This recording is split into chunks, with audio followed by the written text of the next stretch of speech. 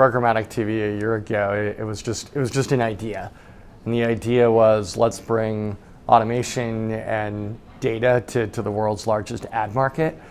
And over the last year, we've seen some of the pipes built out. We've seen a lot of networks and content creators in the space make kind of announcements indicating that they're going programmatic, or at least parts of their business are. So it's becoming real.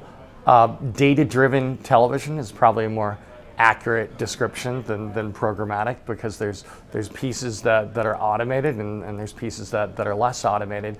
But I think what's happening is the pieces are coming together for advertisers to be more data-driven with the largest part of their ad buy. And in our case, in Q1, we announced that programmatic TV accounted for 10% of overall ad spend through our software. So it went from nothing to very real, and we saw 30x in Q1 what we saw last Q1. Cool. So what does that look like? Is it real-time programmatic? Is it just programmatic planning? What are the flavors and who are the players?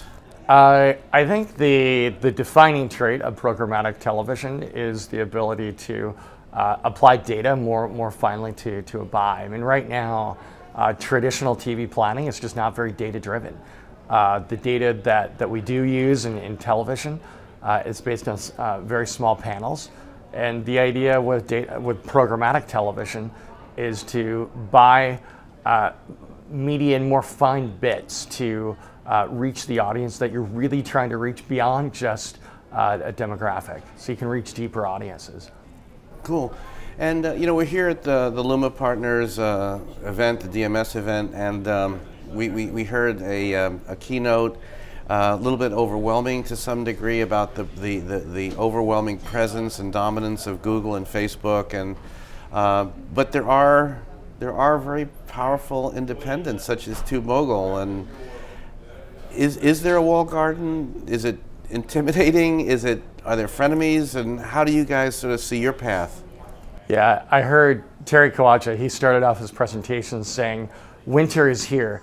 But that room was pretty packed, and there's a lot of growth in the industry. And I think what's actually happening is getting more fragmented, not less. So yes, there's some very dominant players out there, but there's also huge new platforms that didn't even exist a couple of years ago, like Snapchat.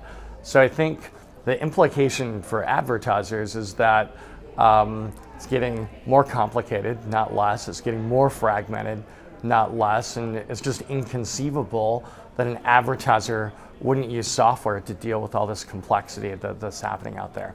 And that's what we try to do. We try to make things easier for advertisers. And finally, the kind of the mix between the advertisers. I know you guys have a deep relationship with many of the holding companies. We hear a lot about IPG and so forth. And you also have a direct relationship with many top brands.